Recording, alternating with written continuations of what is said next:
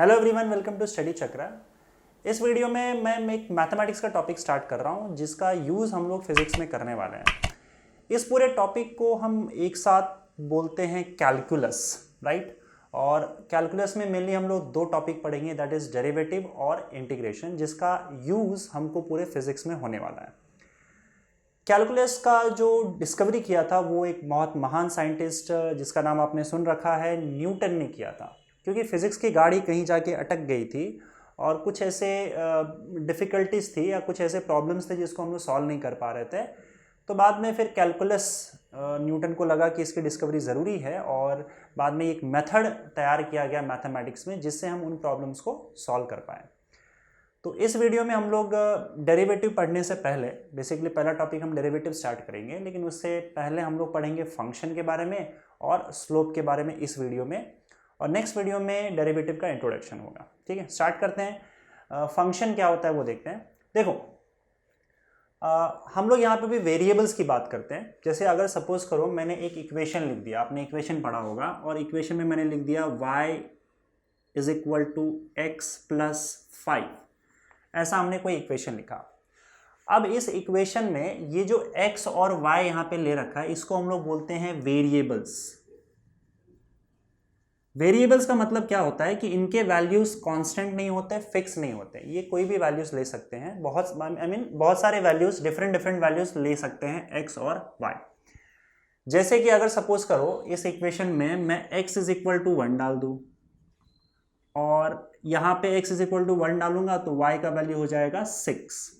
मतलब ये कि अगर इस इक्वेशन में मैं x का वैल्यू 1 डालता हूँ और y का वैल्यू 6 डालता हूँ तो फिर ये इक्वेशन सही आ रहा है, इसको सेटिस्फाई कर रहा है। क्योंकि x इज इक्वल टू 1 डालो तो फिर आपका राइट हैंड साइड 6 हो जाएगा और लेफ्ट हैंड साइड में आपका y है और y को आपने 6 ले रखा है, तो 6 इज इक्वल टू 6। तो इसका मतलब यहाँ पे x का वैल्यू 1, इस इक्वेशन के हिसाब से x का वैल्यू 1 हो सकता है और y का वैल्यू 6 हो सकता है। लेकिन ऐसा नहीं है कि x का वैल्यू सिर्फ 1 ही होगा या y का 6 होगा। मैं यहाँ पे x का वैल्यू 2 और y का वैल्यू अगर 5 लिखूँ, नहीं, x का वैल्यू 2 और y का वैल्यू अगर मैं 7 लिखूँ तब भी कोई प्रॉब्लम नहीं है। इस इक्वेशन को ये भी सेटिस्फाई करेगा।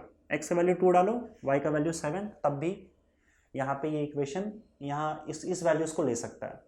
तो यहाँ पे देखो x का वैल्यू 1 भी हो सकता है, y का वैल्यू 2 भी, x का वैल्यू 1 और 2 ये भी हो सकता है। इनफैक्ट x का वैल्यू आप नेगेटिव में भी ले सकते हो, जैसे मैंने x का वैल्यू -1 ले लिया, ठीक है। अब y का वैल्यू यहाँ पे 4 ले लिया, तो ये सारे वैल्यूज़ भी हम इस इक्वेशन के हिसाब से x और y का ले सकते हैं, तब भी आपको सही आएगा। देखो x का वैल्यू -1 डालोगे तो ये लेफ्ट हैंड साइड आपका 4 बन जाएगा और y आपने 4 ले रखा है। अगेन लेफ्ट हैंड साइड और राइट हैंड साइड दोनों इक्वल आ सकते हैं। तो यहाँ पे देखो x अलग अलग वैल्यूज़ ले रहा है, 1 भी हो सकता है, 2 भी हो सकता है, -1 भी हो सकता है, कुछ और भी हो सकता है। y भी अलग अलग वैल्यूज़ ले रहा है। तो क्योंकि x और y अलग अलग वैल्यूज़ ले सकते हैं इस इक्वेशन में, तो इनको हम लोग बोलते हैं वेरिएबल्स। लेकिन यहाँ पे तुम देखोगे 5, तो 5 मतलब 5 ही होगा, 5 का वैल्यू चेंज नहीं हो सकता, इसका वैल्यू फिक्स होगा, इसलिए इसको हम लोग कांस्टेंट बोलते हैं, ठीक है। तो यहाँ पे इस इक्वेशन में 5 कांस्टेंट है, लेकिन x और y they both are variables. ये दोनों वेरिएबल्स है क्योंकि ये अलग अलग वैल्यूज ले सकते हैं। बात आई समझ में? ओके। अब यहाँ पे देखो कि इसके अलावा भी बहुत से कांस्टेंट, जो भी नंबर आपके पास होता है, 6, इवन इनफैक्ट 0, 4, -2, ये सारे के सारे जो नंबर्स हैं दे आर कांस्टेंट्स, इनके वैल्यूज फिक्स है, बदल नहीं सकते। नॉर्मली क्या होता है कि जो वेरिएबल्स होता है उसको हम लोग लेटर के थ्रू रिप्रेजेंट करते हैं, ठीक है, और ये डिफरेंट वैल्यूज ले सकते हैं। अब इसी तरह का अगर मेरे पास कोई एक्सप्रेशन है या फिर वेरिएबल्स है, मान लो इन्हीं दो वेरिएबल्स को मैं यहाँ पे लेता हूँ, y और x, और भी लेटर्स का हम लोग यूज कर सकते हैं वेरिएबल्स को डिनोट करने के लिए या फिर रिप्रेजेंट करने के लिए, पर नॉर्मली y और x का यूज किया जाता है। अब यहाँ पे मैं फंक्शन की बात कर रहा हूँ। देखो, y को मैं बोलूंगा फंक्शन, y को मैं बोलता हूं फंक्शन ऑफ x, पर ये बात मैं कब बोलूंगा? देखो, y x का फंक्शन कब होगा? जब y के किसी भी वैल्यू के लिए, सॉरी x के किसी भी वैल्यू के लिए अगर y का सिर्फ और सिर्फ एक ही वैल्यू आता है, तब मैं बोलूंगा कि y जो है वो x का फंक्शन है। Okay, y is called a function of x if for every value of x there is only one and one value of y। अगर ऐसा है तो फिर y x का फंक्शन कहलाएगा। जैसे फॉर एग्जांपल अब इसी इक्वेशन को देख लो, y is equal to x plus 5। ठीक है, यहां पे x का आप कोई भी वैल्यू ले लो, आपको y का एक और एक ही वैल्यू मिलेगा। ऐसा कभी नहीं होगा कि आप x के एक वैल्यू को डालोगे तो आपको y के दो वैल्यूज मिल जाए, पॉसिबल नहीं है।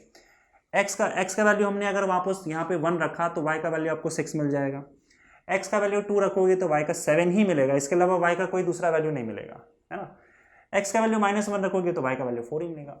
x का वैल्यू अगर यहाँ पे 0 रखते हैं हम लोग तो y का वैल्यू आपको 5 मिल जाएगा।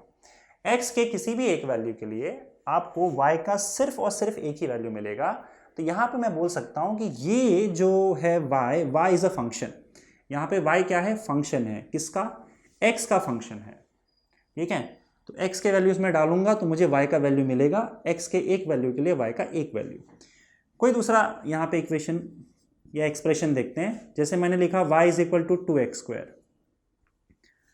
यहां पे भी मैं बोलूंगा कि ये जो y है वो x का फंक्शन है। ठीक है, कैसे, देखो यहां पे भी x का कोई भी एक वैल्यू डाल लो तो आपको y का एक ही वैल्यू मिलेगा। आप चेक कर सकते हो यहाँ पे इस एक्सप्रेशन के लिए y is equal to 2x²। अगर मैं x का वैल्यू 0 डालता हूं तो इस 0 के लिए y का एक ही वैल्यू आ रहा है, 0। अगर मैं सपोज करो x का वैल्यू -1 डाल रहा हूं तो आपको y का वैल्यू कितना मिलेगा बताओ, -1 का स्क्वायर 1 होगा, y का वैल्यू 2 मिलेगा। तो x के इस वैल्यू के लिए -1 वैल्यू के लिए y का आपको एक ही वैल्यू मिला, दूसरा वैल्यू मिलेगा नहीं।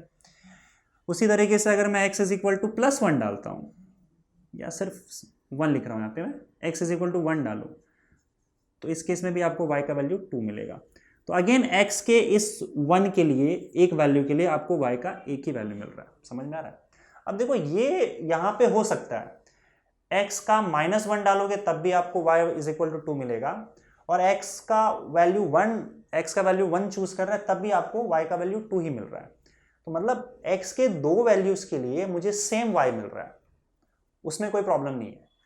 लेकिन एक वैल्यू x का जो ये वैल्यू है एक सिंगल -1, इसी के लिए दो वैल्यूज नहीं आने चाहिए। x इज इक्वल टू -1 के लिए तो दो वैल्यूज नहीं आ रहे ना। आपने एक बार x इज इक्वल टू -1 डाला, दूसरी बार x इज इक्वल टू 1 डाला, तब y के दोनों केस में y का वैल्यू 2 और 2 आ रहा है। लेकिन x का किसी एक वैल्यू के लिए जैसे कि -1 के लिए तो सिर्फ एक ही वैल्यू आ रहा है y का। समझ में आ रहा है। तो यहाँ पे वो दो अलग अलग वैल्यूज का, x का जो दो अलग अलग वैल्यूज हमने लिया, y का वैल्यू सेम हो सकता है, लेकिन x के किसी एक वैल्यू के लिए आपको y का एक ही वैल्यू मिलना चाहिए। तो -1 के लिए तो एक ही मिल रहा है ना, 2, 1 के लिए भी एक ही मिल रहा है, 2। तो यहां पे भी आप कोई भी वैल्यू x का यहां पे चूज करोगे आपको y का एक ही वैल्यू मिलेगा। इसका मतलब y is a function of x। तो यहां पे भी y जो है वो x का फंक्शन है। मैं एक और फंक्शन लिख रहा हूं, जैसे कि फॉर एग्जांपल, एक सेकेंड इसको इरेज कर देता हूं। अब एक काम करते हैं, एक और वैल्यू ले लेते हैं और देखते हैं कि वो फंक्शन है क्या y का। जैसे कि अगर मैं लिखता हूं y is equal to y² is equal to 4x, अगर मैंने ऐसा लिख दिया। अब अगर मैं आपसे पूछूं कि यहां पे मुझे बताओ कि y फंक्शन है क्या x का, क्या मैं y को फंक्शन बोल सकता हूं x का? तो अगेन वही कंडीशन चूज करते हैं। अब यहां पे देखो, अगर सपोज करो आप x का वैल्यू 0 रखोगे तो y का आपको एक ही वैल्यू मिलेगा, y इज इक्वल टू 0।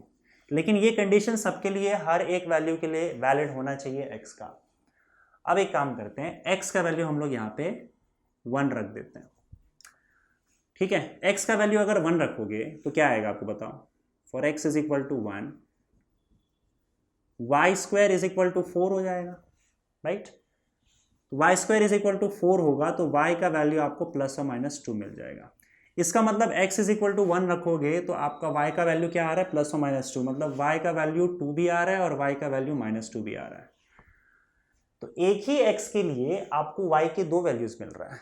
इसका मतलब यहां पे y is not a function of x, y यहां पे x का फंक्शन नहीं है।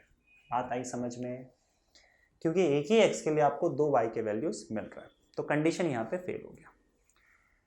तो वैसे हम लोग सिर्फ फंक्शन की बात करेंगे यहाँ पे, ये तो फंक्शन है नहीं वैसे। तो जैसे हमने लिखा था y is equal to 3x plus 2, ये एक फंक्शन है। y is equal to 4x square, y is equal to 3x square plus 5। कई बार हम क्या करते हैं, फंक्शन को f ऑफ एक्स, y के बजाय f ऑफ एक्स से डिनोट करते हैं, क्योंकि ये पूरा ये x का फंक्शन है। तो मैं यहाँ पे y के बजाय लिख देता हूँ f ऑफ एक्स। इसको पढ़ते कैसे हैं, f ऑफ एक्स मतलब फंक्शन ऑफ x। तो मैं यहाँ पे क्या बोलूँगा कि f of s is a function of x, ठीक है।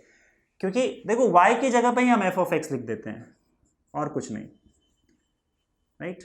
और हम क्या बोलेंगे, f of x is a function of x। तो ये सारे के सारे फंक्शन है। लेकिन यहाँ पे अगर मैं ये बोलूँ y square is equal to 4x, या ये यहाँ पे, तो यहाँ पे y जो है वो फंक्शन नहीं है x का। तो होपफुली यहाँ पे आपको क्लियर हो गया होगा कि फंक्शन हम कब बोल सकते हैं किसी वेरिएबल को।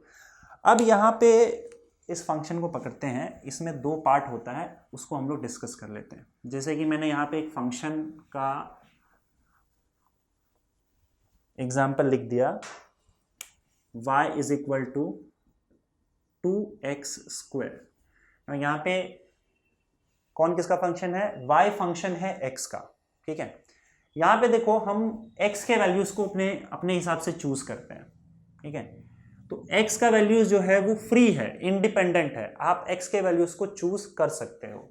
तो यहाँ पे x जो है वो एक ऐसा वेरिएबल है जो फ्री है, इंडिपेंडेंट है, और इसको बोला जाता है इंडिपेंडेंट वेरिएबल। लेकिन जब आप x का वैल्यू फिक्स कर देते हो या x का वैल्यू आप चूज करते हो, तो x का वैल्यू चूज करने के बाद y का वैल्यू फिक्स हो जाता है। y कोई भी वैल्यू नहीं ले सकता, वो डिपेंड करेगा x पे। तो क्योंकि y डिपेंड करता है x पे, तो हम y को बोलते हैं डिपेंडेंट वेरिएबल, ठीक है। जैसे मैं x कुछ भी चूज कर सकता हूं, जैसे मैंने यहां पे x चूज किया 0, ठीक है। x मेरे हाथ में, मैं कुछ भी चूज करूं, x मैंने 0 चूज किया, x इंडिपेंडेंट है। लेकिन अब y कुछ भी चूज नहीं कर सकता। y मुझे क्या करना पड़ेगा, y जो वैल्यूज लेगा वो x के हिसाब से लेगा। अगर आपने x को 0 बना दिया तो इस फंक्शन के हिसाब से y का वैल्यू 0 ही होगा, कुछ और नहीं हो सकता। तो y का वैल्यू डिपेंड करता है x पे, इसलिए इसको डिपेंडेंट वेरिएबल बोलते हैं। उसी तरह से जैसे अगर मैंने x का वैल्यू 1 लिया, अपने हिसाब से चूज कर लिया, क्योंकि हम फ्री हैं x का वैल्यू चूज करने के लिए, तो फिर y का वैल्यू यहाँ पे 2 हो जाएगा, और 2 ही होगा अगर आपने x का वैल्यू फिक्स किया है तो, because the value of y depends on the value of x। इसीलिए यहाँ पे y जो होगा, जिसको हम फंक्शन बोलते हैं, जैसे y को फंक्शन बोल रहे हैं ना, y is a function of x, तो जिस वेरिएबल को फंक्शन बोला जाता है उसको हम डिपेंडेंट वेरिएबल बोलते हैं। वो डिपेंड करेगा वेरिएबल पे, x पे, और जिसका वैल्यू हम फ्रीली चूज कर सकते हैं, जो कि इंडिपेंडेंट है अपने आप में, उसको इंडिपेंडेंट वेरिएबल बोला जाता है। क्लियर है इतना? ओके, एक और चीज, हम फंक्शन को क्या करते हैं, ग्राफ पे प्लॉट करते हैं। अब यहाँ पे 2 वेरिएबल्स है x और y, तो हमको 2 एक्सिस लगेगा, और जनरली हम x और y एक्सिस ही लेते हैं। देखो आप दूसरा लेटर्स भी यहाँ पे यूज कर सकते हो, पर हम कन्वेंशनली x और y ही चूज करके चलते हैं। तो यहाँ पे ग्राफ पे आपको 2 एक्सिस लगेगा, एक तो x एक्सिस और दूसरा y एक्सिस। और यहाँ पे हम क्या करते हैं, x के अलग अलग वैल्यूज लेते हैं, उसके हिसाब से आपको y के अलग अलग वैल्यूज मिलेंगे, और उन सबको हम ग्राफ पे प्लॉट कर देते हैं, ठीक है। अच्छा, यहाँ पे याद रखना कि नॉर्मली यहाँ पे जो x एक्सिस होता है, x एक्सिस पे हम हमेशा इंडिपेंडेंट वेरिएबल्स को प्लॉट करते हैं, इंडिपेंडेंट वेरिएबल्स। इनफैक्ट अगर सपोज करो आपने कोई और भी लेटर चूज किया है, जैसे मैंने लिख दिया यहाँ पे s is equal to 3t plus 2, है ना। तो यहाँ पे ध्यान से देखोगे तो मैं बोलूंगा s जो है, s is a function of t, s यहाँ पे t का फंक्शन है, तो t यहाँ पे इंडिपेंडेंट वेरिएबल है और s क्या है, डिपेंडेंट। तो मैं यहाँ पे क्या करूंगा, इंडिपेंडेंट वेरिएबल यानी कि t, तो x एक्सिस पे मैं t को प्लॉट करूंगा, राइट। और जो y एक्सिस होता है उस पर हम हमेशा डिपेंडेंट वेरिएबल प्लॉट करते हैं। डिपेंडेंट वेरिएबल के वैल्यूज़ को प्लॉट करते हैं, किस पे, वाई एक्सिस पे, और एक्स एक्सिस पे इंडिपेंडेंट। तो क्योंकि यहाँ पे टी इंडिपेंडेंट वेरिएबल्स है, उसको आप एक्स एक्सिस पे प्लॉट करोगे, इसके सारे वैल्यूज़ को जो भी आप लेने वाले हो, 0 1 2 -1 जो भी है, और उसके हिसाब से फिर एस का वैल्यू आएगा आपका। तो एस यहाँ पे डिपेंडेंट वेरिएबल है, तो एस के जो भी वैल्यूज़ होगा उसको हम वाई एक्सिस पे प्लॉट करेंगे। इस तरीके से आप ग्राफ प्लॉट करते हो। तो जैसे आप पॉइंट्स प्लॉट करोगे तो आपको किसी तरीके का एक ग्राफ का शेप मिल जाएगा, और ये जो शेप है ग्राफ का वो डिपेंड करता है, ये डिपेंड करता है आपके फंक्शन पे कि आपका फंक्शन कैसा है। अलग अलग फंक्शन के लिए ये जो ग्राफ आपको दिखेगा वो अलग अलग दिखेगा। ठीक है, मैं एक आध एग्जांपल यहाँ पे दे दे रहा हूँ। जैसे अगर सपोज करो मेरे पास एक फंक्शन है, इसको हटा दे रहा हूँ मैं, मान लो यहाँ पे मैंने एक फंक्शन डिफाइन किया है y is equal to 3x। Okay, यहाँ पे y is a function of x, तो x इंडिपेंडेंट वेरिएबल है और y क्योंकि फंक्शन है तो y डिपेंडेंट है। तो मैं ग्राफ प्लॉट करूंगा यहाँ पे x एक्सिस और y एक्सिस पे।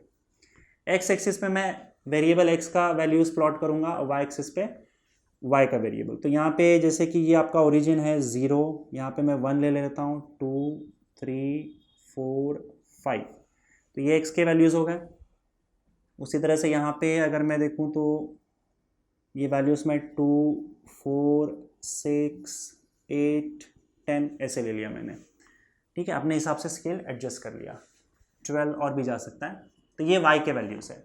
अब यहाँ पे इस इक्वेशन के हिसाब से अगर सपोज करो तुम कॉलम बनाते हो x और y का, तो यहाँ पे मैंने जैसे मान लो y ले लिया है और यहाँ पे x के वैल्यूज़, तो x के वैल्यूज़ में 0 1 2 3 4 लेता हूँ, 5 भी ले लेता हूँ। चलो अब देखो इस इक्वेशन में x का वैल्यू अगर 0 डालोगे तो y का वैल्यू आपको 0 मिलेगा, x का वैल्यू 1 डालोगे तो y का वैल्यू आपको 3 मिलेगा, राइट। अच्छा, ये ग्राफ थोड़ा सा एक काम करते हैं, इस इक्वेशन को चेंज कर देते हैं। जैसे it is y is equal to 2x अपने कन्वीनियंस के लिए, बाकी आप वो भी प्लॉट कर सकते हैं। तो आप देखो यहाँ पे x का वैल्यू 1 डालोगे तो y का वैल्यू आपको 2 मिलेगा, x का वैल्यू 2 डालो तो 4 मिलेगा, x का वैल्यू अगर 3 डालोगे तो 6 मिलेगा, 4 डालोगे तो 8 मिलेगा और 10 मिलेगा।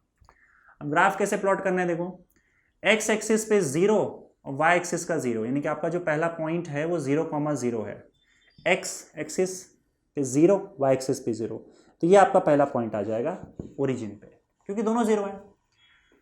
दूसरा देखोगे तो x 1 है और y 2 है, तो क्या करना है आपको, x 1 लेना है और सीधे ऊपर जाना है, 2 4, और कहाँ तक जाना है, y के 2 तक जाना है। तो ये पॉइंट आ गया आपका। ये पॉइंट जो है वो क्या है, x एक्सिस पे 1 और y एक्सिस पे 2, तो ये दूसरा पॉइंट आपका मिल गया।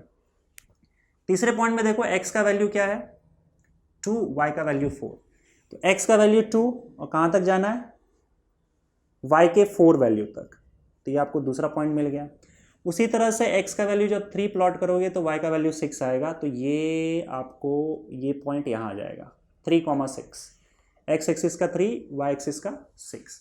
उसी तरह से ये जो पॉइंट है 4 8, x का वैल्यू 4 y का वैल्यू 8, तो 4 और 8। ऐसे अगर आप प्लॉट करते जाओगे सारे वैल्यूज और इसको आप ज्वाइन कर दो तो आपको एक स्ट्रेट लाइन मिल जाएगा। ठीक है, और ये स्ट्रेट लाइन जो है ये ग्राफ का यहाँ पे आपको शेप दे रहा है। नाउ मैं ये बोलता हूँ कि ये जो ग्राफ है हमने जो प्लॉट किया है जो कि एक स्ट्रेट लाइन मिल रहा है, this is the graph of function y is equal to 2x। ठीक है, y is equal to 2x का ये ग्राफ यहाँ पे प्लॉट किया है। इवन इनफैक्ट ये जो ग्राफ है वो नीचे भी जा सकता है। अगर मान लो आपने नेगेटिव वैल्यूज ले लिए तो जैसे x एक्सिस पे नेगेटिव वैल्यूज -1 -2 आप ले लोगे और y एक्सिस पे भी नेगेटिव वैल्यूज ले लोगे तो ग्राफ नीचे जाएगा ऐसे। तो ये एक ऐसा ग्राफ आ रहा है जो कि ओरिजिन से पास हो रहा है, ठीक है, और स्ट्रेट लाइन। इस तरह का जो आपके पास इक्वेशन आएगा तो हमेशा आपको स्ट्रेट लाइन ही देगा, राइट।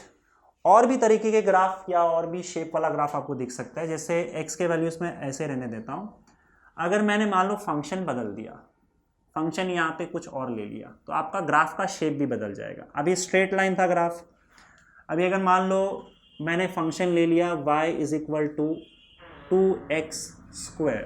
ठीक है, तो यहाँ पे देखो x का वैल्यू 0 डालोगे इस फंक्शन में तो y का वैल्यू आपको 0 मिलेगा, लेकिन x का वैल्यू 1 डालोगे तो y का वैल्यू 2 मिल जाएगा। x का वैल्यू 2 डालोगे तो 4 2 ज़ा 8, x का वैल्यू 3 डालोगे तो 3 3 ज़ा 9 2 ज़ा 18। इस तरह से आपको वैल्यूज मिलते चले जाएंगे। जब इन सारे वैल्यूज को आप ग्राफ पे प्लॉट कर दोगे तो आपको ग्राफ, अगर सिर्फ x के पॉजिटिव वैल्यूज लोगे तो ग्राफ आपको ऐसे दिखेगा, now it's not a straight line. और नेगेटिव वैल्यूज भी लेते हो तो ग्राफ आपको ऐसे दिखेगा। ठीक है, ये जो शेप यहां पे तैयार हुआ है, इसके पहले तो स्ट्रेट लाइन था, पर ये स्ट्रेट लाइन नहीं है ना, ये ऐसे ग्राफ ऐसे मिलेगा, ये कुछ ऐसे मिलेगा ग्राफ। तो ये जो शेप होता है इसको हम लोग बोलते हैं पैराबोला। ठीक है, तो ये जो फंक्शन है y = 2x², इसका ग्राफ आपको इस तरीके से मिलेगा। ओके, तो इसी तरीके से आपको अलग अलग अगर फंक्शन है आपके पास तो फिर आपको अलग अलग ग्राफ मिल सकता है। और मैं कुछ और फंक्शंस की बात कर ले रहा हूं, जैसे कि y